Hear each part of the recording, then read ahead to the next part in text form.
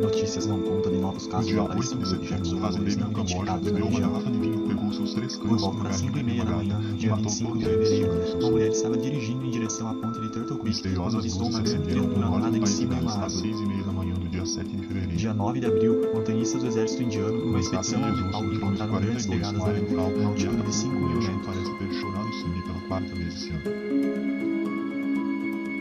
Religiões, sobrenatural, ufologia, conspirações, casos estranhos e muito mais. Seja bem-vindo ao Desocultado.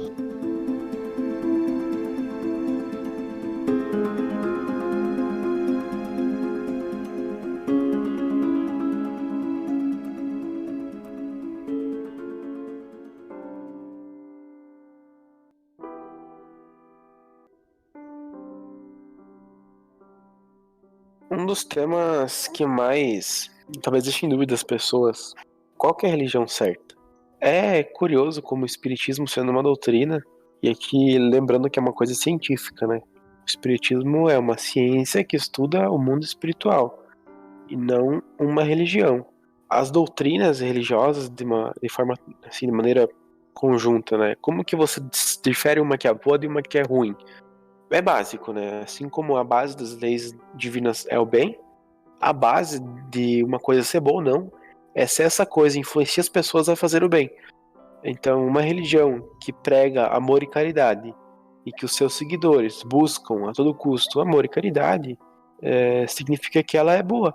O livro dos Espíritos não diz que existe uma religião que seja certa, né? Ele não fala que essa aqui é certa, essa aqui é errada. Tipo, seja católico, seja evangélico, seja da Umbanda, seja não sei do que. Não, ele diz que se a religião prega amor e caridade, ela é ok. Você pode segui-la, você pode buscar se espiritualizar por ela. E eu acho interessante isso, né? Ele não fala assim, sigam o espiritismo porque é a única coisa que é certa. Ele fala assim, e eu acho que é isso que me faz ser tão simpático com o espiritismo. Busque amor e caridade acima de qualquer coisa. Não porque você quer algo em troca, mas porque você quer fazer o bem simplesmente. Até o espiritismo, ele nem mesmo diz para você seguir o bem. Ele fala, se você quiser, vai lá e faça o mal. Você vai ter que enfrentar as consequências disso e um dia você vai acabar se tocando de que está no caminho errado.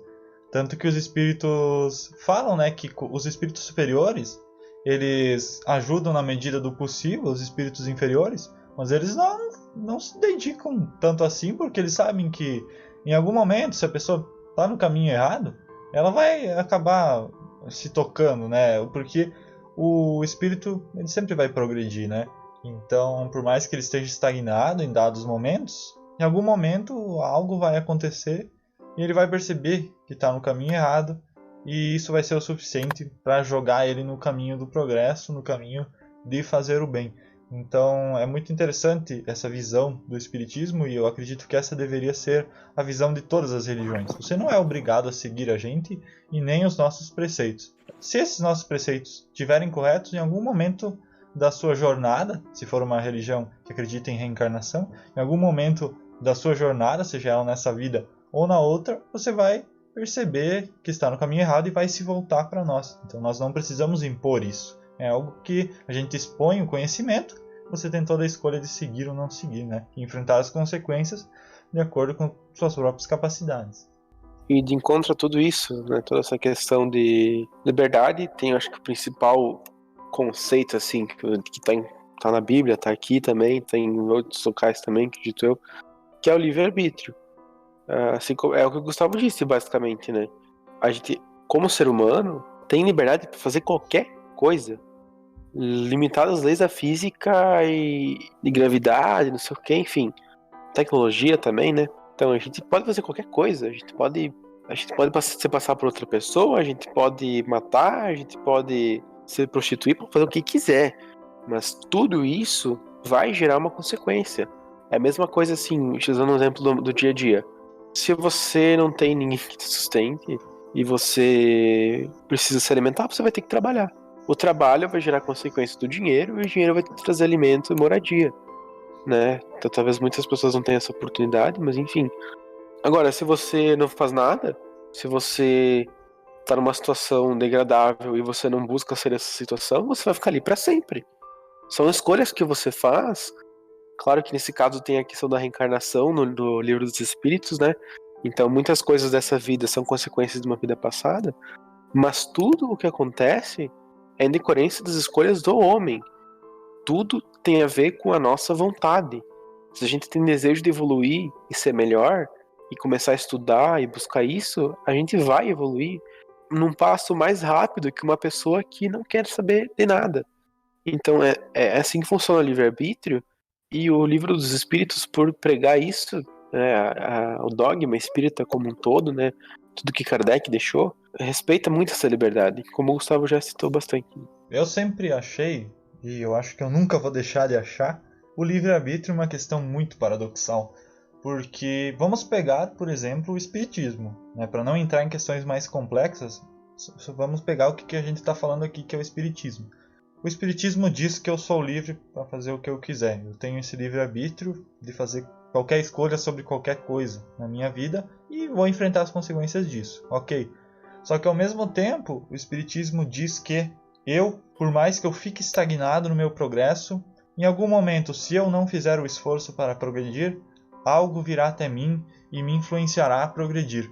Logo, se esse progresso ele é inerente à nossa existência, então nós não temos livre-arbítrio, porque nós não podemos escolher ir contra esse progresso. Então, aí você entra num paradoxo, né? Até que ponto as nossas escolhas são realmente nossas? Ou será que elas provêm de algo muito maior? Se existem leis naturais que impulsionam a gente em direção a um caminho em comum, então, até que ponto nós estamos fazendo escolhas e até que ponto nós estamos sendo influenciados?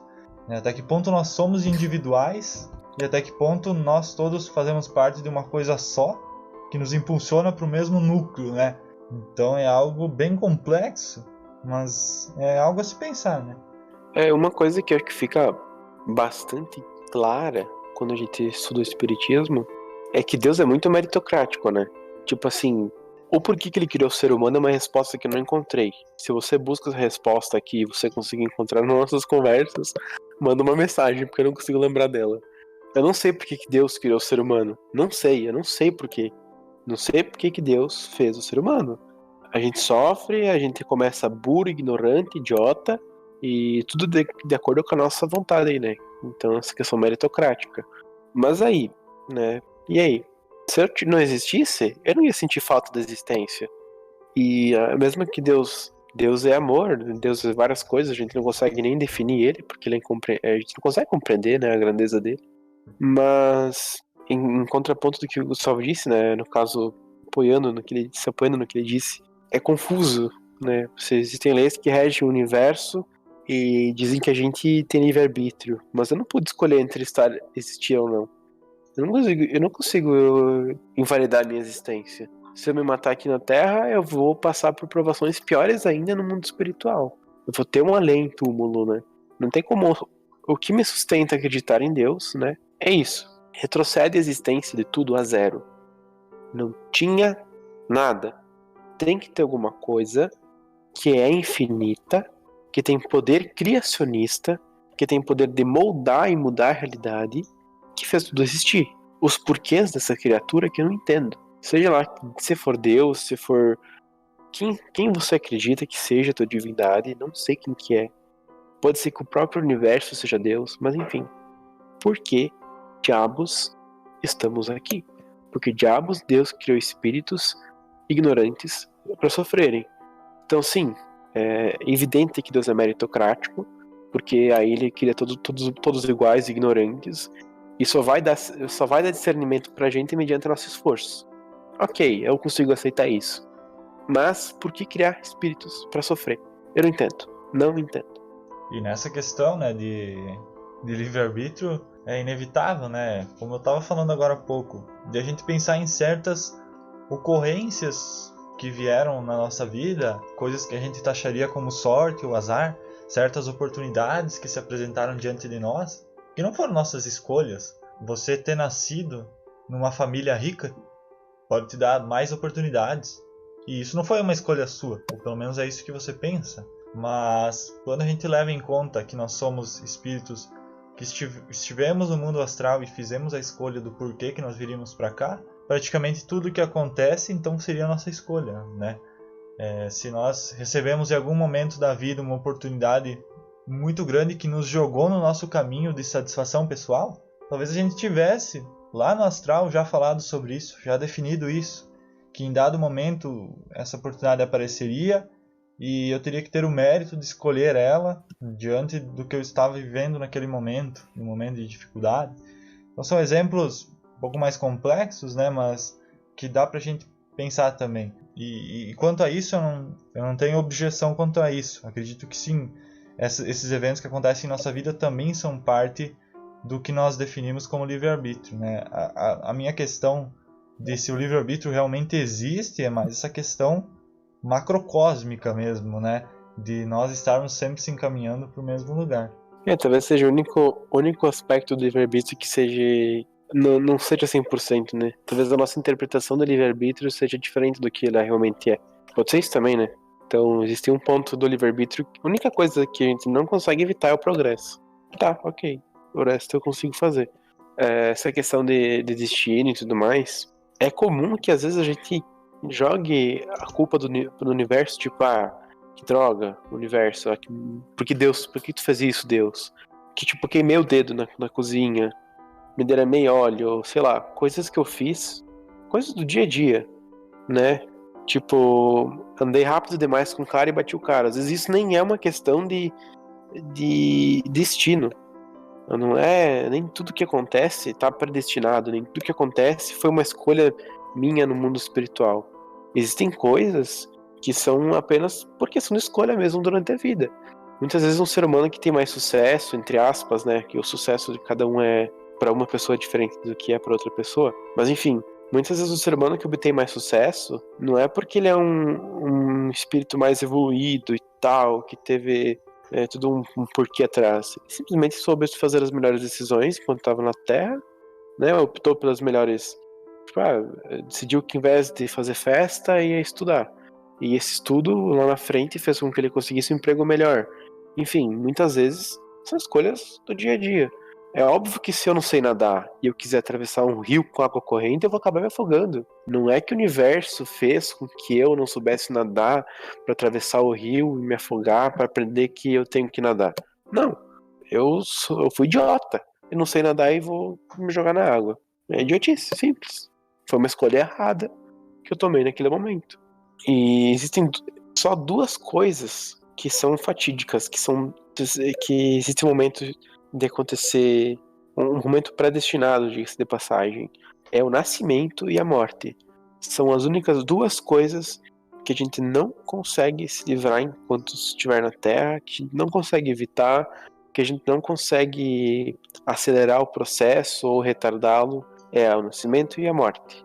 A morte pode acontecer daqui 20 anos, daqui 30, daqui 50, de acordo com as escolhas que eu tomar, mas ela vai acontecer, é fato. E o nascimento também é um fato, né? E até essas questões de destino a gente acaba também tendo que pensar. A gente acaba. Tudo bem? Derrubei meu computador. Aí para de gravar, quebra tudo, começa a pegar fogo. Essa questão do destino, a gente também tem que falar sobre o futuro, né? Porque muitas vezes, quem aí trabalha com as questões divinatórias sabe que é possível. É possível você ver o futuro, você prever coisas que vão acontecer, apesar de não existirem métodos com 100% de eficácia. E isso não existe para nada, nem para previsão do tempo também, que é algo científico também não existe. Então, se você usa o tarô, se você usa astrologia, você usa aí geomancia ou qualquer que seja o método divinatório que você prefira, você vai ver que existem momentos em que você prevê com exatidão coisas que vão acontecer, que você fica embasbacado até com a precisão de certas coisas. Então, se você é capaz de prever o futuro, então quer dizer que não existe livre-arbítrio? Ou será que...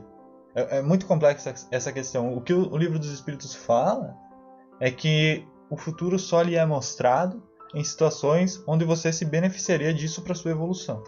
A gente pode até concordar com isso. Eu, por exemplo, não posso afirmar que quando eu uso divinação, eu acerto em todos os casos. Em algumas coisas eu erro completamente, por exemplo. E aí alguém poderia argumentar que é simplesmente sorte.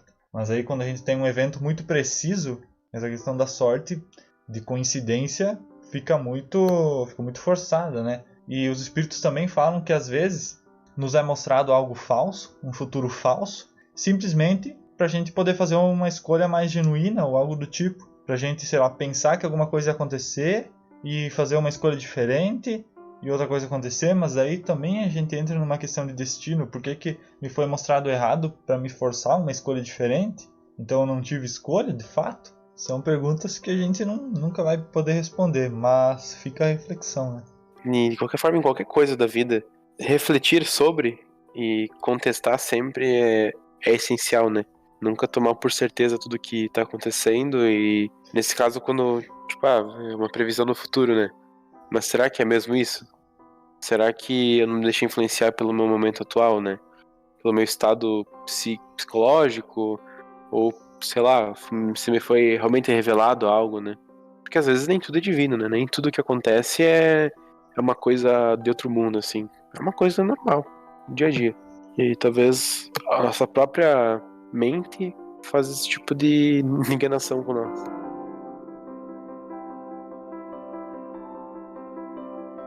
Passar então para a última lei, que seria a lei de justiça, amor e caridade. E é importante a gente definir esses termos, eu acho, para ficar mais claro do que a gente está falando. E como justiça, a gente pode definir simplesmente como respeitar o direito dos demais. E aí a gente entra naquela frase que eu falei lá no começo, que é desejar fazer aos outros aquilo que você desejaria ou gostaria que fizessem a você mesmo. Então eu acho que é a base para a nossa existência, na minha opinião, apesar de que existe discordância, mas eu acho que é um preceito essencial para a gente seguir toda a nossa vida, independente de você ser alguém que pratica o espiritismo ou algum outro tipo de religião ou de crença, mas simplesmente o respeito às demais pessoas é uma base para qualquer vida em sociedade, né? O direito à vida é o maior de todos, porque existir, nesse caso, materialmente falando, é a única maneira de passar por certas coisas que vão fazer com que a gente evolua. Se ficássemos limitados à experiência da alma, não conseguiríamos sentir dor física, não conseguiríamos lutar contra paixões que são coisas instintivas do ser humano, ou contra vícios, coisas que são apenas inerentes ao corpo. E por isso, comprometer essa existência é um dos piores crimes diante de Deus. Acho que isso não serve não apenas para o assassinato, mas também para o suicídio. Quando a gente tá, assim, que isso sirva de consolo se você tiver um momento delicado da sua vida. Eu sei que falar que vai passar e realmente passar são coisas completamente diferentes e distintas. Entre eu falar essa frase, que vai passar, e realmente passar, pode te levar muito tempo. Mas existe muito ser humano bom no mundo que vai te ajudar nesse processo, que vai te auxiliar, que vai segurar a tua mão e não vai deixar você cair. Se você chegou no fundo do poço e você não consegue nem mais ver a luz, tenha ciência e tenha certeza de que isso vai te ajudar a ser alguém melhor. Pode parecer que não, pode parecer que eu tô sendo só um idiota, que eu não sei do que eu tô falando, mas assim, eu também sou um ser humano que passa por diversos momentos difíceis e ainda hoje luta contra certas coisas que estão assim, orbitando a esfera da depressão. E essa ciência de que isso vai me servir para alguma coisa, de que no futuro isso vai ter sido útil, que eu vou melhorar por causa disso, é uma das coisas que eu utilizo como base para não cair muito mais a fundo. E acho que existem diversos canais aí na internet e na própria cidade, enfim. Se tá doente da cabeça, vai num psicólogo. Porque se você tivesse com o osso quebrado, teria ido no médico. Enfim, ressalvar isso, acho que é importante falar, não sei, me dá vontade de falar, enfim. A vida é importante, não atente contra ela. E essa questão de caridade e amor ao próximo, acho que quando você faz isso não pensando em você mesmo, né? Quando você faz o bem não porque você quer evoluir espiritualmente, não porque você quer sair desse mundo.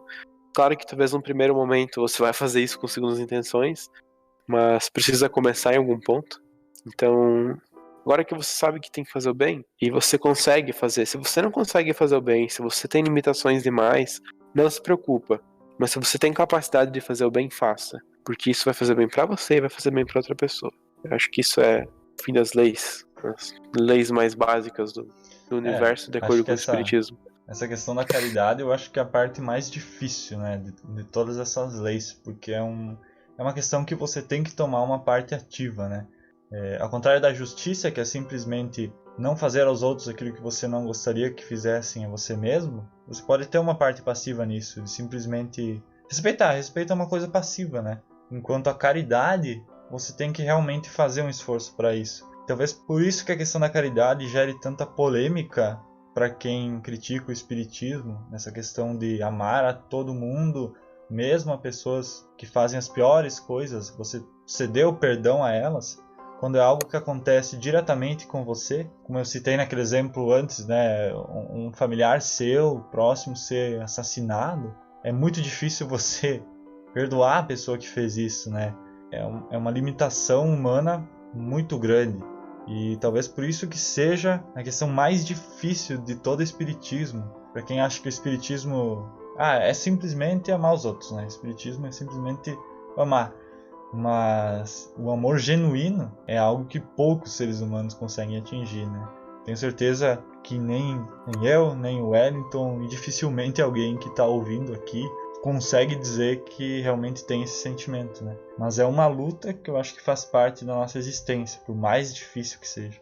E acho que para a gente finalizar essa parte das leis, para não deixar simplesmente dizer, essas são as leis, sigam elas, a gente pode falar como você atinge a perfeição moral, né? Depois de saber tudo isso, como eu devo agir para respeitar essas leis e me tornar uma pessoa melhor, me tornar um espírito mais evoluído. Primeiramente, que você quebrando essas leis de qualquer forma que for, só vai trazer sofrimento para você e provavelmente para outras pessoas que estão ao seu redor, porque você vai estar remando contra a maré do fluxo universal. E como eu disse, não é fácil você fazer o bem sem olhar a quem, né? Que é basicamente o preceito do espiritismo de Kardec. Mas essa é a maior virtude possível para qualquer ser humano. Então, como o Wellington disse, às vezes você tem que começar da base, né? Se esforçando, fazendo atos que você talvez ainda enxergue como egoísmo, né? Estou fazendo o bem, mas somente porque eu sei que vai me ajudar a progredir. Mas talvez de tanto você fazer isso, você entenda a importância. Você veja o quanto você fazer o bem, você auxilia as outras pessoas. Você vê as outras pessoas melhorando ao seu redor, se tornando pessoas melhores. É uma sensação tão gratificante, né? Por mais que alguns digam que essa gratificação faz parte do egoísmo também, eu não enxergo assim. Mas você ter essa gratificação vai fazer com que você se estimule a fazer mais o bem, né? Ao longo do seu caminho como encarnado, é natural que você vá ter sentimentos negativos, que você vá ter as paixões mais materiais possíveis. E é normal ter isso, afinal a gente está aqui encarnado para sentir, né, para passar por essas provações. A grande questão é você jamais deixar que essas paixões mais baixas, elas governem o teu corpo, governem as suas ações. Vai ter que chegar a algum ponto em que você vai sentir elas, porque isso é inevitável sentir, e você vai simplesmente domar elas. Às vezes você, como eu disse, né? Você começa pequeno, uma coisa aqui e ali você consegue controlar, mas com o passar do tempo e com o exercício dessa virtude, você começa a conseguir controlar com muito mais maestria como você lida com as suas emoções. E não se deixe fazer atos vis, né? Prejudicar outras pessoas com base nelas.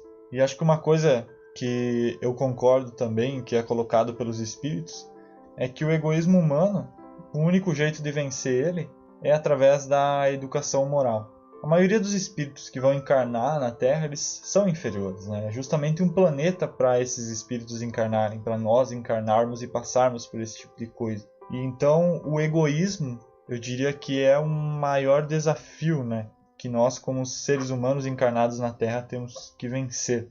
É natural que muitos vão sucumbir nesse caminho, né? Muitos não têm nenhum tipo de auxílio, mas vencer esse egoísmo é o maior ponto que um ser humano pode chegar ainda na Terra. E geralmente a gente pensa, putz, mas ninguém consegue vencer o egoísmo. Eu nunca conheci ninguém que chegou nesse ponto. Então, será que é um caminho sem destino? É um caminho que não vai me levar a nada? Só vai me levar a tentativas frustradas?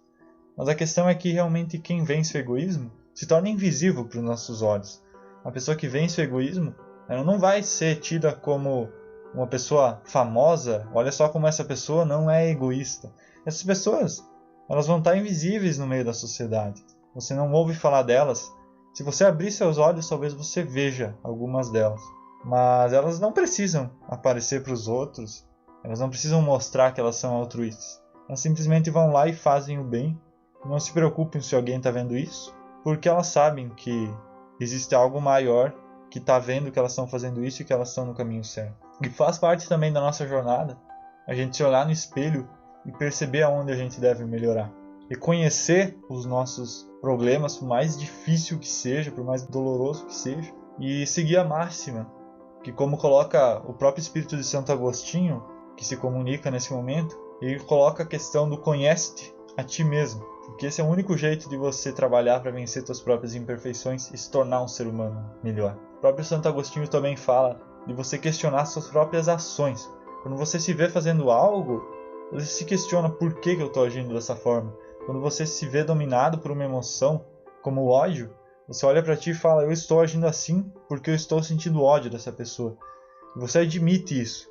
E você percebe que você sente ódio mais tempo do que você deveria. Então você começa a trabalhar para parar de sentir isso. Para diminuir pelo menos, né? Até um ponto que você se sinta melhor e que você pare de jogar isso em cima de outras pessoas. Um método para fazer isso é você tentar enxergar suas próprias ações como se fosse outra pessoa realizando isso. Você fala, nossa, se fosse outra pessoa que chegasse aqui e agisse dessa forma com aquele indivíduo, eu teria achado horrível isso, teria achado totalmente injusto. Mas eu fiz isso, então eu estou errado. É muito difícil admitir o nosso próprio erro, mas não existe outro método para a gente se tornar um ser humano melhor. Esse exame de consciência, eu acho que é a maior dica que existe para você seguir essas leis. Você olhar para si mesmo e perceber aonde você está errando. Teve uma coisa que uma psicóloga me disse uma vez, não sei se tu também, talvez tenha sido até você, Gustavo, ter me dito isso também, que a primeira coisa que tem que acontecer para você mudar é você perceber onde está o erro. É 50% do caminho, 50%. Sem a percepção do que está de errado, do que está acontecendo de errado, você nunca vai conseguir mudar. Se você analisar a situação e entender que, ok, tal fato está errado, eu estou equivocado, eu preciso mudar, você não vai mudar. São as belas palavras do Gustavo. E às vezes, né, como o Wellington também falou antes, procure a ajuda de outras pessoas, seja psicólogo, seja algum amigo que você confie, porque às vezes a gente simplesmente não consegue ver certas coisas em nós mesmos. E se abrir para receber a crítica de outras pessoas e aceitar que elas têm uma percepção maior de nós mesmos, é um passo importante também. Você saber que você não é perfeito e que as outras pessoas vão chegar e vão te criticar, e isso não é porque elas te odeiam ou porque elas não gostam de você, etc. Às vezes elas só querem que você melhore, e se você não aceita isso de pessoas que são muito próximas, às vezes a procura da ajuda de um terapeuta, né, de um psicólogo, é um caminho para você estar melhorando também. Então, às vezes, se é tão difícil partir de si mesmo, procure ajuda, é totalmente válido, né?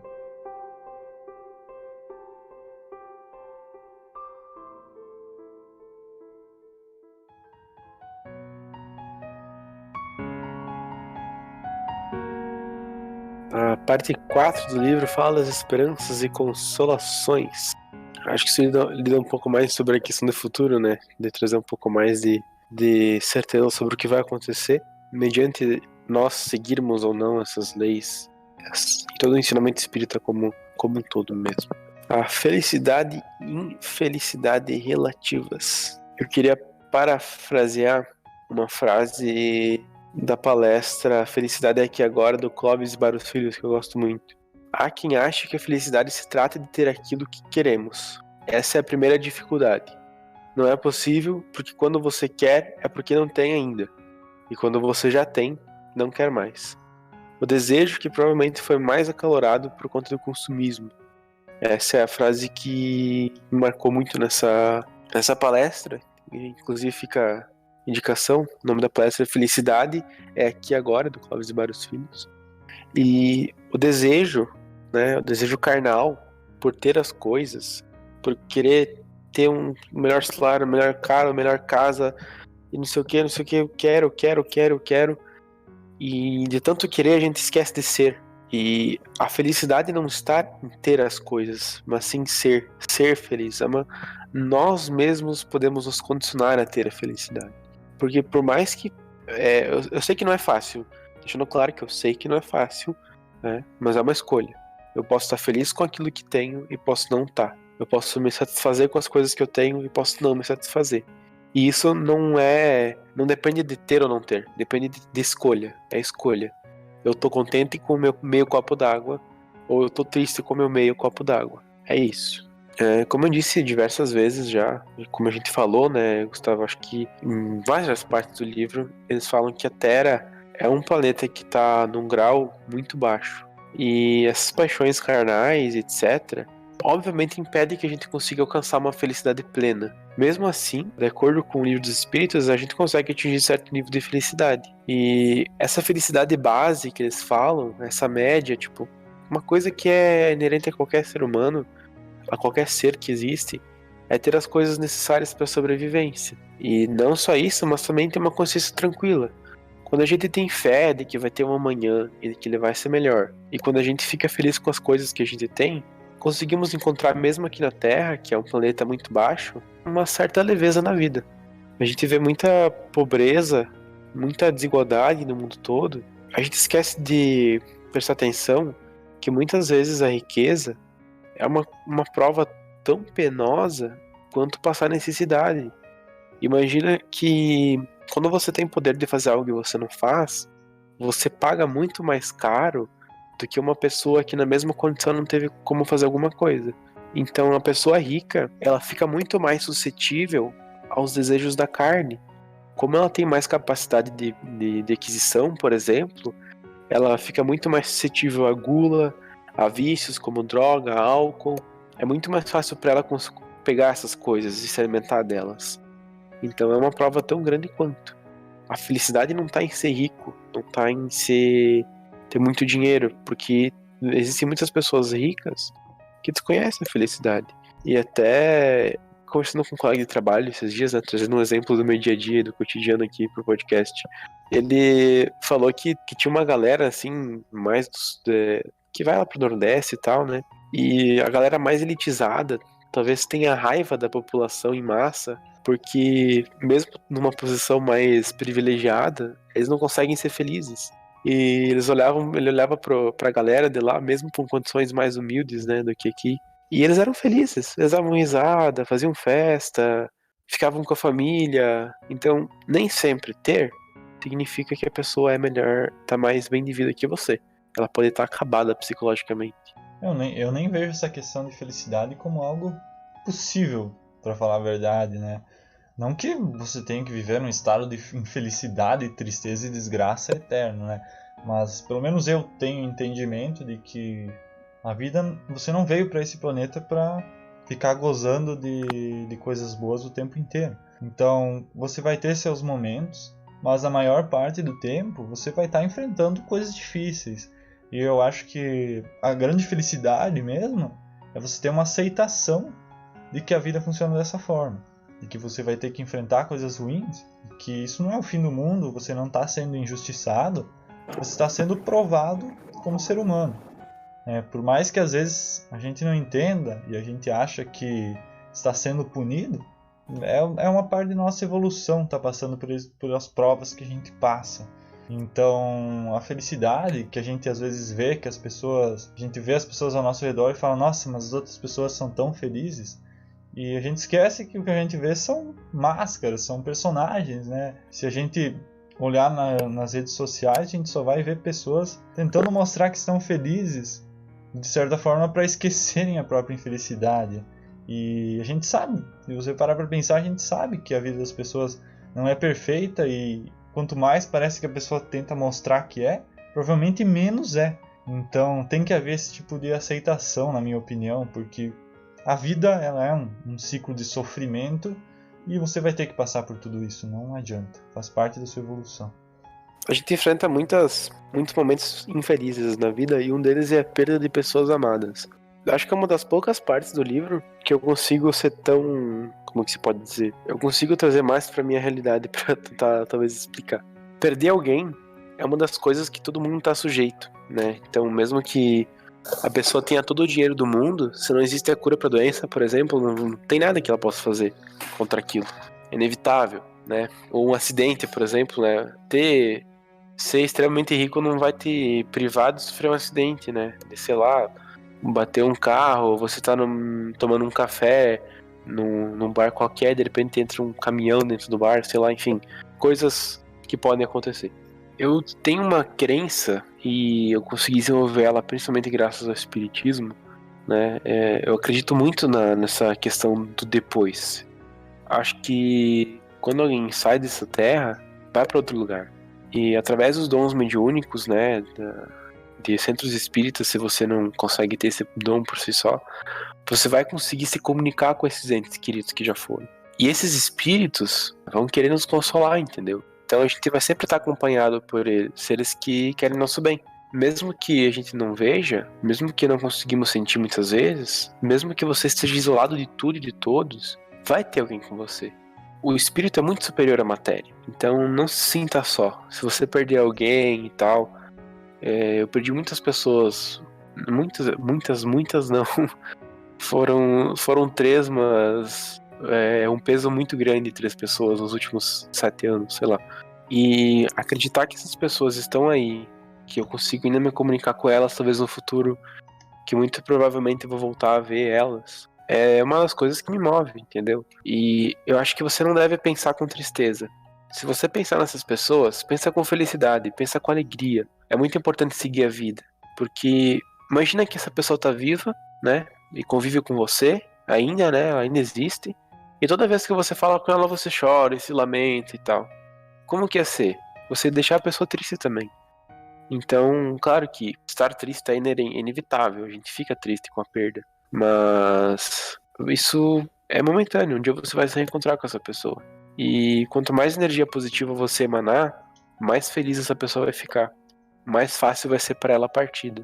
Voltando a uma questão de decepção agora. Como o Gustavo citou anteriormente, e eu também, e o livro dos espíritos, enfim, tudo, a gente tem que fazer o bem pelo bem. O bem sem importar quem. Quando a gente faz as coisas pelo outro, sem esperar alguma coisa em troca, a gente vai evitar qualquer tipo de decepção. A pessoa que foi ingrata, né? Se você ajudou ela a, sei lá, alimentou aquela pessoa, deu uma oportunidade pra ela, enfim, independente da forma de ajuda que tu ofereceu, essa pessoa, por ser ingrata, ela vai pagar por esse ato de egoísmo dela. A ingratidão dela vai gerar muito arrependimento pra ela no futuro. Então, faça o bem sem esperar alguma coisa em troca, porque aí você vai evitar qualquer tipo de decepção, qualquer tipo de coisa do gênero, e vai conseguir ficar bem. Outra coisa que o livro fala e a gente também acha que no dia a dia, sem o espiritismo, acaba citando isso, né? Que a beleza é passageira, né? A beleza física. E realmente, quem ama, né, verdadeiramente não é o nosso corpo, é o nosso espírito. Qualquer coisa material é uma coisa mais animalizada. Então, o desejo carnal de ter outro ser humano e fazer algumas coisas com esse ser humano, enfim, qualquer desejo carnal é uma coisa que se afasta da alma. A nossa alma, ela busca por instinto a purificação. Muitas vezes ela fica presa a alguns vícios mundanos, mas enfim, a alma que ama de verdade. Essa beleza externa que a gente vê, como o Gustavo citou, por exemplo, das máscaras que os seres humanos usam nas redes sociais, é algo que não é o que o ser humano é de verdade. Quando a gente usa isso por base, a gente vai se decepcionar muito mais facilmente. Porque olhando para uma pessoa sem conhecer, sem conviver, sem estar presente quase todo dia, né, sem ver os momentos felizes e tristes daquela pessoa, a gente não vai conseguir conhecer ela de verdade. A pessoa que ama e não é amada de volta, né, por exemplo, um lado ama puramente, né, gosta da pessoa por quem ela quer ajudar a pessoa a evoluir, quer ajudar a pessoa a ser alguém melhor e tal. e não recebe isso de volta, ela primeiro não deveria se decepcionar, ela tem que estar privada disso, né? Tem que saber que ela tem que fazer o bem pelo bem, amar por amar. Mas enfim, esse espírito que não entrega a reciprocidade vai sofrer também. Assim como eu não vejo, às vezes que tô fazendo mal, eu vou pagar por esse desamor, sabe? Então se eu não tô sendo recíproco na relação, eu vou acabar pagando por isso. Assim como a outra pessoa tá pagando por não estar recebendo amor de volta. O Wellington fez perfeitas colocações aí sobre essa questão do amor, né? O Wellington é mais voltado pro amor e eu vou mudar um pouco de assunto. Eu vou falar sobre um assunto que eu gosto mais, que é a morte. Quando a gente falou, né, que o nome dessa parte do livro é sobre as esperanças e as consolações. Então é inevitável que a gente entre nessa questão da morte. Porque por mais que o Wellington e por mais que você ou qualquer outra pessoa siga uma religião, siga uma crença de que existe um depois, é quase que inevitável existir um medo de que não exista. A nossa fé é fácil de falar que a gente tem fé, né? Mas realmente no nosso âmago, será que a gente realmente acredita que vai vir algo depois? E o medo da gente estar errado, que simplesmente não existir nada, ou o medo de talvez o cristianismo estar certo e a gente ter que pagar os nossos pecados eternamente no inferno, é algo muito conflitante na maioria das pessoas. E esse medo da morte, por mais que ele tenha uma base lógica, a morte não é um momento ruim, ela na verdade é um momento de alívio, até para o espírito que está preso nessas amarras do corpo físico, porque ele finalmente vai poder fazer várias coisas que ele não poderia fazer aqui na Terra, até encontrar pessoas que já faleceram e que eram seus amigos, seus familiares, né, que já partiram. Vai poder se deslocar para praticamente todos os lugares, vai poder sentir coisas que são impossíveis de serem sentidas no mundo físico. Então, na verdade, não existe nada de ruim com o fim da existência física. Porém, a gente tem que levar em consideração, principalmente aqui no Brasil, a grande maioria das pessoas é criada dentro de um meio cristão, que nos influencia a pensar nas questões de céu e inferno e de condenação ou de gozo eterno depois da morte, baseado naquilo que nós fizemos. Não deixa de ser um conceito que tem uma base verdadeira, porque a gente pode interpretar o que os cristãos chamam de paraíso como o local que os espíritos superiores conseguem acessar. Depois de muito tempo se melhorando e melhorando e melhorando, e numa luta constante para se encaminhar para o caminho do bem, chega um momento em que eles conseguem alcançar aquilo que o cristianismo chama de paraíso. E por outro lado, o inferno nada mais é do que o local onde os espíritos inferiores acabam sofrendo, onde eles enfrentam suas provações no astral, depois de terem cometido muitos atos ruins aqui na Terra. Então existe um fundamento nisso, mas nada é eterno. Você não vai ter que pagar eternamente pelos males que você fez, até porque você não fez males eternamente. Se existe um princípio de compensação no universo, você só teria que pagar pelo mal eterno se você tivesse feito o mal pela eternidade, o que é basicamente impossível, né? Não tem lógica essa colocação, porque se você fizer o mal pela eternidade, você nem vai ter eternidade para pagar, você vai estar fazendo mal. Então, através desses pressupostos, eu provei que o inferno não existe. Mas é uma lógica, eu acho. É questão de lógica. Não faz sentido. Claro que eu quero deixar claro aqui que eu posso estar completamente equivocado. Mas, no meu ponto de vista, não faz sentido nenhum existir um inferno. Então, eu hoje tenho muito medo do mundo espiritual. Isso não é uma barreira quando eu tô tentando aprender certas coisas, por conta das minhas vertentes religiosas evangélicas, né? Eu tinha um medo. Mas sabe o que? Assim, eu não ia na igreja porque eu gostava de Deus. Eu não pesquisava essas coisas e lia a Bíblia porque eu gostava da Bíblia. É porque eu tinha medo de ir pro inferno. Eu tinha medo de queimar eternamente. E eu era só uma criança de 10 anos. Eu nem sabia o que era inferno direito. E tinha medo. E até hoje, eu tô lutando contra esse trauma. Eu realmente tenho um trauma que eu não consigo me desprender. Tipo assim, pra mim tem alguma coisa lá que é negativa ainda. Consciente, se eu trago isso a nível consciente, eu não tenho medo. Mas quando eu tô tentando meditar e tal, que eu sinto que eu vou ter uma projeção astral, alguma coisa assim, eu travo. Me dá muito medo.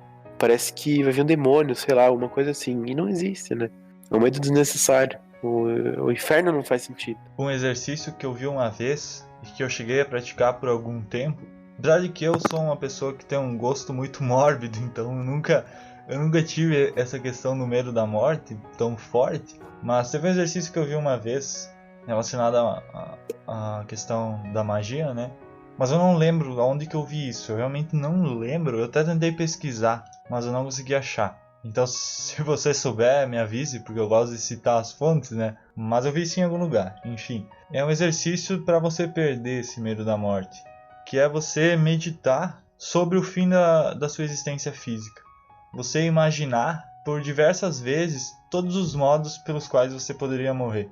Seja por um acidente, coisas mais extremas, né? Por um acidente, por ser assassinado de várias formas, por queimar no incêndio, por morrer afogado.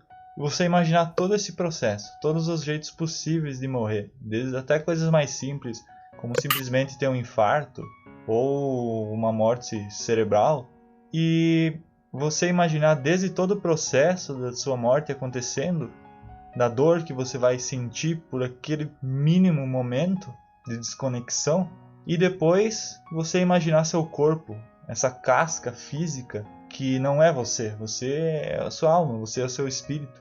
Mas você imaginar essa casca sendo enterrada ou sendo cremada, e no caso de ser enterrada, por exemplo, você imaginar as larvas comendo a sua carne, os seus ossos restando e depois virando pó com o passar do tempo. E esse tipo de meditação sobre o destino do teu corpo material vai te fazer perceber, não na primeira vez, claro, é algo que você precisa exercitar, mas vai te fazer perceber que é só uma casca física mesmo. É só um transporte momentâneo nosso para viver as provações que a gente tem que viver, mas que não tem nada a ver com a nossa essência. Um exercício meio bizarro, mas se funcionou pra você e pra outras pessoas, talvez eu tente aplicá-lo. Apesar que dá um pouco de angústia, eu acho, quando você começa a pensar sobre a própria morte, e fazer isso estando sobre instabilidade emocional talvez não seja muito bom. Então, se você não se sente confortável, não aplique, né? Apesar de nós termos falado sobre essa questão do medo da morte e da necessidade de perder isso, não significa que você deve acabar com a sua própria existência de maneira proposital. Como a gente já falou inúmeras vezes aqui, nós estamos na Terra por questão de provação. Nós temos uma missão para fazer aqui, por mais difícil que às vezes seja de ver isso. Às vezes a gente acha que não tem caminho nenhum para seguir, mas existe um propósito e a gente precisa encontrar ele, por mais difícil que seja. É importante também a gente falar sobre a questão do suicídio, do desânimo com a própria vida, com a própria existência material. E a gente sabe a visão do espiritismo, a gente já falou sobre isso antes, que você acabar deliberadamente com a sua própria existência só vai trazer sofrimento para você mesmo. Só vai atrasar seu progresso, e até o próprio espiritismo fala que o que vai acontecer, você vai ficar preso no mundo astral, sofrendo as provações que você teria sofrido de qualquer forma no corpo físico durante o período que você deveria ter vivido, e você vai ficar lá sofrendo da mesma forma, e provavelmente com uma intensidade muito maior do que você teria sofrido no corpo físico. Então, o suicídio não é um caminho razoável em nenhum momento. E se você pensa nesse tipo de coisa, procure a ajuda de alguém, porque às vezes é difícil da gente se dissociar dos nossos próprios pensamentos. Mas outra pessoa, seja um profissional da área de saúde mental, ou seja algum amigo próximo, pode estar te ajudando a sair dessas situações, por mais difícil que seja. Existe, caso algum ouvinte esteja pensando nisso, existe um canal de auxílio, que é o Centro de Valorização da Vida, ou cvv.org.br. Tem o número 188 também. Não sei exatamente onde que cai, nunca liguei para saber, mas enfim, é um canal que você pode buscar um auxílio. Ele funciona 24 horas por dia, todos os dias da semana, todos os dias do ano, e tem total sigilo, né? Então tudo que você disser e tal, não sei como que funciona, mas é um canal, se você precisar de ajuda, e é inteiramente grátis. Ligue. É importante a gente falar sobre algumas questões que são exceção, como por exemplo pessoas que estão totalmente inválidas, tiveram... Eu não sei se o termo correto é estado vegetativo, seria isso, né? Que a pessoa só parcialmente, né, viva, só uma parte do cérebro. Não sei exatamente como é que funciona. De acordo com De acordo com alguns sites, é um dos estados mais horríveis de se estar. Tipo, é a coisa mais frustrante enquanto ser humano. Você fica totalmente dependente de outros. Não consegue. Basicamente, não reage a nenhum estímulo externo. Não tem como a gente saber como que seria a sensação de uma pessoa que está nessa situação, né? Por mais que a ciência exista e possa exemplificar, o único jeito de saber realmente é sentindo isso, né? Então a gente só tem uma vaga noção de como seria, né? Existe a questão da eutanásia, né? Que é você estar deliberadamente encerrando a vida de pessoas que não têm mais como se recuperar desse tipo de estado, porque primeiro que elas acabam perdendo a utilidade delas, porque elas não podem mais desempenhar nenhuma ação, né? Elas realmente são seres humanos que vão ficar dependendo o resto da vida de outras pessoas. E por isso existem as pessoas que defendam a questão da eutanásia, né? Que é você estar encerrando a vida desses indivíduos para você poder até facilitar a vida dos familiares que vão, às vezes, tem que dedicar toda a vida a cuidar dessas pessoas. E eu não sei como o Vargas pensa, né? Mas eu sempre achei muito correta essa questão da eutanásia, porque a gente tem que pensar numa questão de utilidade e do próprio sofrimento das pessoas. O que uma pessoa no estado vegetativo vai aprender nessa existência? Ela não consegue mais absorver nada, sabe? Então não tem sentido nenhum ela continuar a existência material dela. Eu enxergo isso mais como uma aprovação para os próprios familiares dela do que para ela mesma. Porque uma pessoa que está nesse estado, eu acredito que o espírito dela esteja parcialmente desprendido do corpo. Já não está mais ali no corpo físico, não está mais habitando. E então, você está encerrando a vida dessa pessoa, é uma espécie de auxílio para ela, realmente, para que ela possa voltar totalmente para o mundo espiritual e dar seguimento no trabalho dela. Porque aonde ela está sendo útil na sociedade dessa forma? Ela não provê utilidade e ainda acaba travando a vida de outras pessoas ao redor dela. Não sei como que tu pensa. Até um pouco tenso falar, tipo, pessoa útil ou inútil, né? Porque muito provavelmente quando eu pesquisei agora sobre o estado vegetativo, vi algumas notícias de pessoas, tipo, tem uma notícia aqui de um cara que ficou 12 anos cuidando da mulher que tem estado vegetativo. Eu não sei, porque até onde eu lembro, o livro não diz nada sobre pessoas em estado vegetativo. Né? Talvez diz, mas eu não consigo lembrar agora, né? Pensa bem você, quanta coisa você poderia ter feito de bem para outras pessoas nesse tempo que você tem que ficar cuidando da pessoa que tá ali em estado vegetativo. Tipo, eu sei que tem amor envolvido, eu sei que é difícil, mas infelizmente, se não tem o que fazer, não tem o que fazer. Muitas vezes a fé, o cuidado e o amor não vão curar uma doença que não tem cura. E é difícil isso, mas aceitar essa realidade é a única maneira de você evitar traumas maiores depois. Eu acho que eu só consegui lidar tão bem com a perda do meu pai porque ele ficou 6 anos em tratamento e tal, e eu consegui me preparar durante esses 6 anos a aceitar que talvez ele não fosse se recuperar. Depois de um tempo você perde a esperança, sabe? E como eu perdi a esperança de cura dele antes dele falecer, eu consegui lidar um pouco melhor com o falecimento dele. E eu sei que é difícil perder alguém, porque eu perdi pessoas da minha família. Perdi meu pai, perdi minha avó, perdi meu bispo, enfim. Eu sei como é perder alguém. Mas nesse caso, você só vai estar prolongando o sofrimento da pessoa, que ela não tem ação. Talvez ela tenha consciência lá dentro dela. Imagina você preso numa camisa de força, numa cama amarrado. Você não consegue fazer nada, absolutamente nada. Nada. Só respirar, e olha lá. E você vê as coisas acontecendo à sua volta e você não consegue nem interagir. Imagina que terrível que é. Então, sei lá, tipo, não seja egoísta e queira que a pessoa fique viva pra sempre, se ela tá sofrendo no estado que ela tá. Acho que se o país autoriza a eutanásia nesses casos, é uma solução. Talvez a gente esteja errado em fazer isso, talvez a pessoa tivesse que passar pelaquela prova, mas é como tu disse, né, Gustavo? O que ela vai aprender desse jeito? A ser paciente? A esperar? Existem outras formas de ser paciente. O próprio Livro dos Espíritos fala que as decepções que a gente tem durante a vida são uma forma de fazer com que a gente aprenda a ser paciente. Então, que proveito uma pessoa tem de não poder nem interagir com o ambiente? Será que uma pessoa em estado vegetativo tem alma ainda? Será que ela não é só o corpo da pessoa que tá ali, sem nenhum tipo de animação? Eu acho que é uma questão de consciência, né? De bom senso. E eu deixo claro, tipo assim, se eu entrar em estado vegetativo, a última coisa que eu quero é passar o resto da minha vida, sei lá, 80 anos, sem nem conseguir interagir com o ambiente. Só sofrendo e literalmente vegetando. Né? Causando sofrimento pros outros. Sim, é totalmente desnecessário. Então, eu não sei se existem formas de a gente obrigar a sociedade a da eutanásia, mas enfim, eu não quero passar o resto da minha vida fazendo isso, né? Fazendo com que as pessoas sofram e sofrendo.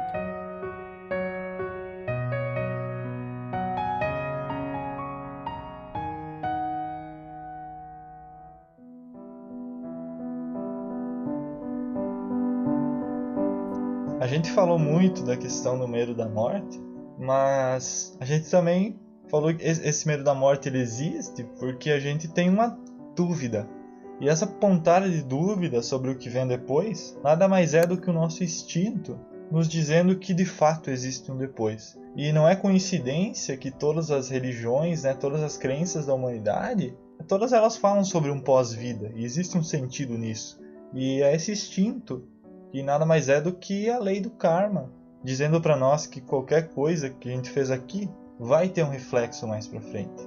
E a gente tem que pensar, né, que muitas pessoas são céticas, claro, mas e daí você pode ligar que mas se fosse realmente um instinto, por que existem tantas pessoas que não acreditam nesse tipo de coisa? Mas a maioria das pessoas que diz que não acredita, a gente sabe que em momentos de desespero ou em momentos de crises existenciais, a pessoa sempre lembra dessa questão do que vem depois. Não sei se talvez porque foi criada em ambientes onde isso é comum, né? Mas eu acredito muito que essa crença enraizada no ser humano sobre o pós-vida seja só uma pequena memória que a gente tem das vivências que a gente já teve anteriormente e no mundo espiritual. Quando o espírito encarna e é preso à matéria, acaba sofrendo diversas limitações. A gente está muito mais suscetível à natureza e às influências externas quando estamos aqui presos nesse mundo. E nada mais é do que isso, né? Nosso corpo é uma gaiola e a nossa alma um passarinho, por assim dizer. E é doloroso estar aqui. Quando a gente se liberta dessas amarras, isso por si só é um momento de prazer e alívio para nossa alma.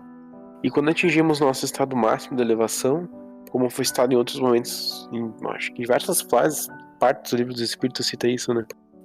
O único momento em que a gente vai conseguir ser feliz e se libertar de tudo que é ruim é quando atingir a nossa máxima elevação. A gente volta a se unir a Deus, a gente se compraz em fazer o bem, simplesmente por fazer o bem, como foi dito diversas vezes já. Quando atingir esse estado máximo, quando a gente atinge todo o conhecimento possível que a gente poderia, a gente começa a utilizar tudo isso para progredir a humanidade, né? Progredir o universo todo, né? E nunca mais vamos ficar ociosos. E sempre vamos estar felizes. E os espíritos inferiores sentem tudo o que tem aqui no mundo físico, né? Mesmo no mundo espiritual, a gente acaba sentindo coisas negativas, coisas ruins, sentimentos pesados que não são suficientes para satisfazer. E fazer o bem por si só não é a coisa essencial que a gente precisa, estando inferior. Isso é uma tortura. A existência é uma tortura. É mais fácil um espírito influenciar a gente encarnado, como eu já disse, do que desencarnado. A matéria por si só tem muitas tentações. Acho que a maior tortura mesmo do espírito é quando ele está no mundo astral, né? O espírito inferior. Porque aqui no mundo físico, se você tem desejos materiais, geralmente você vai ter algum meio, por mais difícil que seja, de realizar esse desejo. Agora, quando você está no mundo espiritual e você ainda tem essa tentação pela matéria, você não consegue atingir ela de jeito nenhum. Um espírito inferior fica tentando influenciar o outro, fica mostrando riquezas, fica mostrando tentações carnais para ele, só que o espírito só consegue enxergar aquilo, ele não consegue mais sentir e obter prazer daquilo como ele consegue no corpo físico, porque é uma sensação totalmente imaterial, não tem nada a ver com o astral. Imagine a tortura que é você ver os teus prazeres ali na tua frente e não poder satisfazer nenhum deles. E até os espíritos colocam, né, que isso seria uma das piores torturas para os espíritos inferiores. Só que a tortura maior de todas é a crença no inferno, né? A crença de que a tua condenação, aqui no mundo físico, a gente pensar que vai morrer e vai no inferno, nem se compara com um espírito que está no astral, ele percebeu que só fez merda na vida inteira, ele morreu e quando ele morre ele se encontra numa espécie de tortura ali para ele pagar todos os males que ele fez, e ele começa a pensar: puta merda, o inferno realmente existia, eu estou nele e agora vou ter que ficar eternamente pagando por tudo que eu fiz. Não existe essa percepção no espírito de que aquilo é um mundo astral e que ele só vai pagar por um tempo. Ele recebeu tanto essa crença de que existe uma condenação eterna, que ele começa a acreditar que isso existe, e se ninguém vier auxílio dele, você imagina o sofrimento que é você achar que você vai ficar ali para sempre, né? Então, realmente é algo que é até difícil de imaginar a sensação que é. E eles veem os outros espíritos em felicidade, né? Os espíritos superiores, e eles sentem ódio, eles sentem tristeza, porque bate a consciência de que você fez coisas ruins, porque foi sua escolha. A mente deles passa por uma tortura imensa, né, diante de tudo isso. Mas, por outro lado, né, os espíritos superiores, eles sentem pena, né? Eles veem aquela situação e eles tentam de alguma forma ajudar. Quando eles veem que a pessoa reconheceu os erros, né, eles vão atrás de ajudar. E o espírito superior, por outro lado, o que ele sente é a gratificação, quando ele vê um irmão dele podendo se levantar dessa situação e podendo progredir de alguma forma.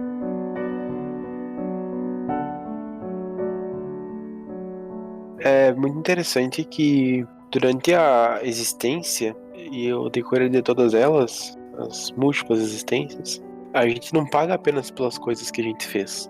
É como o Gustavo disse anteriormente, no começo do episódio, se você deixa de fazer o bem, você não está contribuindo nada para a sociedade. Então, quando você deixa de fazer algo, você vai acabar se arrependendo disso. É a mesma coisa quando por preguiça a gente deixa de fazer algo e depois a gente se sente mal por isso, né? A gente acaba se arrependendo do que a gente deixou de fazer. Esse arrependimento se estende também para as questões morais e éticas, de deixar de cumprir a lei do amor e da caridade, por assim dizer. E todas essas coisas da vida, né, é complexo, porque se a gente não fazer, a gente vai se dar mal. Se a gente fizer errado, a gente vai se dar mal. Então temos que ser muito assertivos.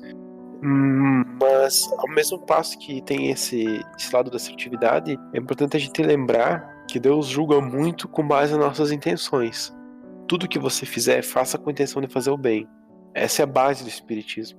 E se você perceber que você fez o mal, que você errou, é totalmente válido você se arrepender disso, mas não adianta você se arrepender e continuar fazendo as mesmas coisas, né? Então, arrependa-se, perceba seus erros e corrija suas maneiras, né? Se arrepender não vai evitar que a gente paga. Por exemplo, assim, se você fez uma dívida, né, foi lá no banco, financiou, enfim, aí depois você se arrependeu. Isso não vai te eximir de pagar aquilo lá. Você vai ter que pagar pela dívida que você fez. Mas esse arrependimento, lá na frente, vai servir como impulso para que você não faça novas dívidas, por exemplo.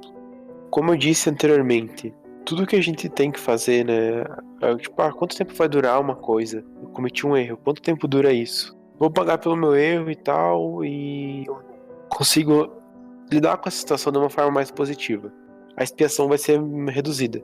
Tudo o que acontece, tudo, depende muito mais da nossa vontade do que da vontade divina, por essa questão do livre-arbítrio. Então, mesmo que existe esse ponto de não ter um livre-arbítrio 100%, porque o progresso é inevitável, as provas que a gente passa vão durar mais ou menos de acordo com a nossa vontade. Se a gente luta para resolver situações e pendências, a gente vai resolver muito mais rápido do que aquela pessoa que não luta para resolver.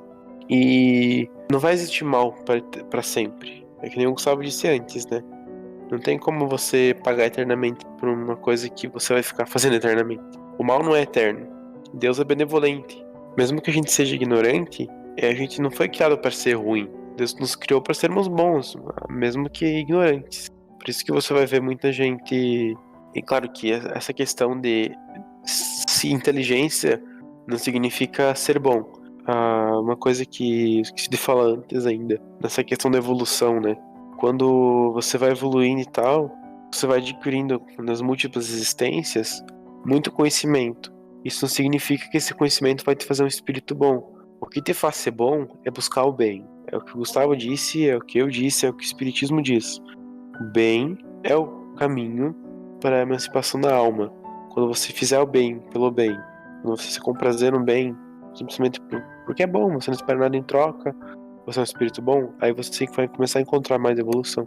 E as suas expiações e provas que você tem que passar dependem muito de como você lida com esse aspecto do bem. Eu acho que o Wellington concluiu muito bem essa parte, e com isso a gente conclui o Livro dos Espíritos. Não achei que esse momento chegaria. Não, mentira, eu achei que chegaria. Mas é estranho finalmente terminar algo que a gente começou há tanto tempo. Mas acho que a gente conseguiu cobrir bem, modéstia à parte. Acho que a gente conseguiu abordar praticamente todos os assuntos levantados pelo Livro dos Espíritos. Por mais que às vezes a gente aborde de uma maneira rasa alguns deles, em outros a gente se aprofunde mais e tente dar detalhes que não estão no livro, né? Trazer um pouco para a nossa vivência. Eu espero que quem chegou até aqui, primeiro eu agradeço muito, né, de ter ouvido todos esses episódios, e eu espero que de alguma forma a gente tenha ajudado em algum momento, né?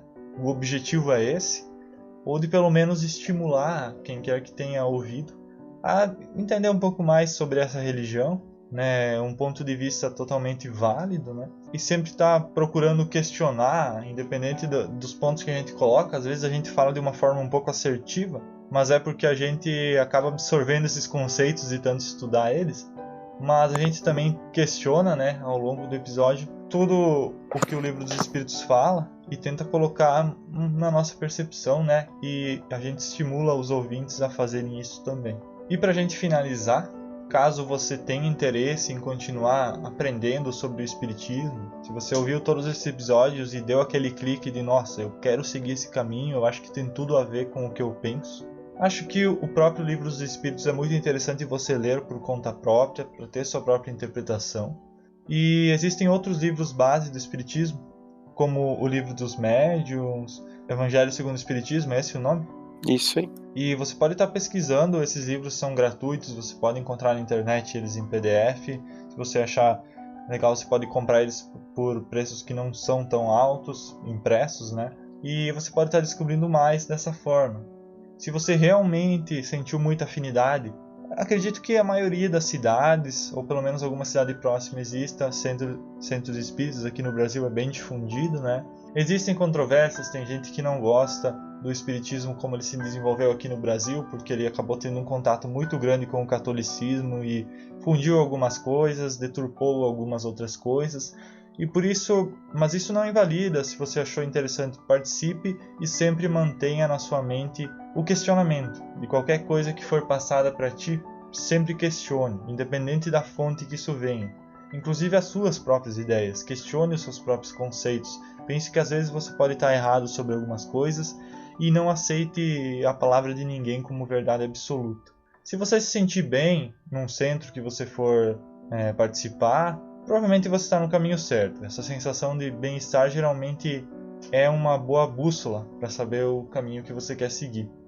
Mas sempre mantenha essa mentalidade de questionamento. E sempre tenha cuidado, porque a gente sabe que, infelizmente, as pessoas, não só no espiritismo, né, qualquer religião, algumas pessoas montam instituições ditas religiosas para se aproveitar de outras pessoas. Isso é um fato, infelizmente é algo que sempre vai existir. E a gente tem que, o único jeito de se livrar disso é a gente aprender a discernir a intenção das pessoas. E o único jeito de fazer isso é questionando.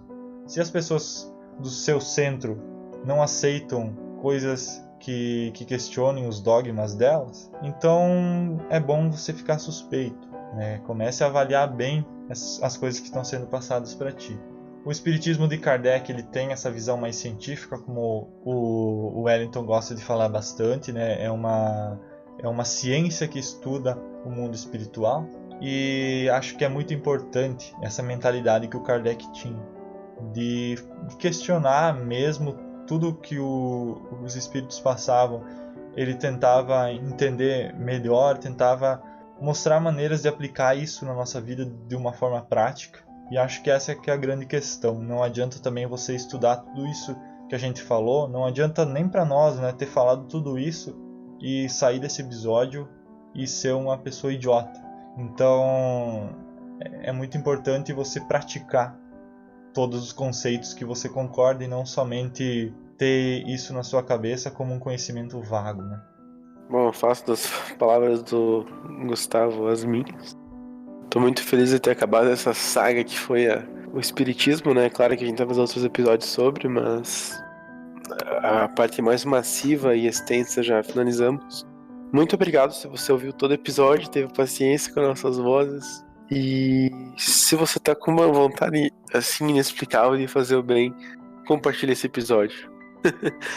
Porque talvez as pessoas que forem atingidas pelo episódio, pode ser que não sei como que elas vão reagir ao episódio do Espiritismo, mas eu posso ter certeza que se você compartilhar, tanto eu quanto o Gustavo, vamos ficar muito felizes. Porque a gente não é movido por dinheiro, por interesses pessoais, realmente a gente gosta de fazer isso aqui. É um hobby, a gente não tem isso por profissão. O tempo de pesquisa, Gustavo dedicou muito mais que eu acho, na história do podcast Desocultados. Mas tudo que a gente faz aqui é para poder entregar um conteúdo de qualidade. E se você ouviu tudo, e se você compartilha, é o único pagamento que eu preciso. É a única coisa que eu quero. É que você se sinta confortável, não se sinta ofendido com nada do que a gente disse. E é isso aí. Muito obrigado por acompanhar mais um episódio do Desocultados.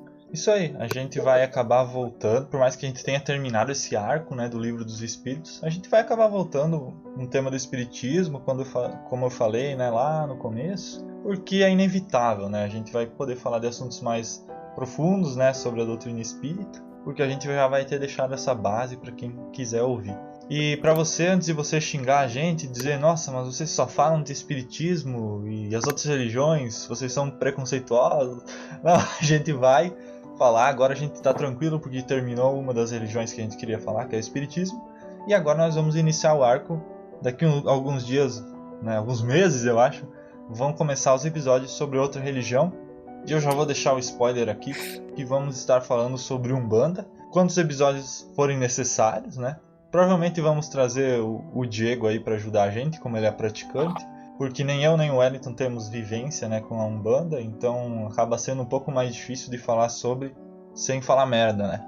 Então a gente sabe que a gente sempre fica no risco de falar alguma merda muito grande, mas como sempre, você ouviu alguma coisa aqui que você não concorda, que foi um absurdo, que foi uma falácia, você chegue e fale nos comentários, manda e-mail pra gente, pode xingar a gente se você achar necessário, qualquer feedback que vier, a gente vai estar absorvendo, vai estar tentando melhorar com isso, né? E por fim, deixamos nossos agradecimentos aí a quem teve a coragem de ouvir todos esses episódios.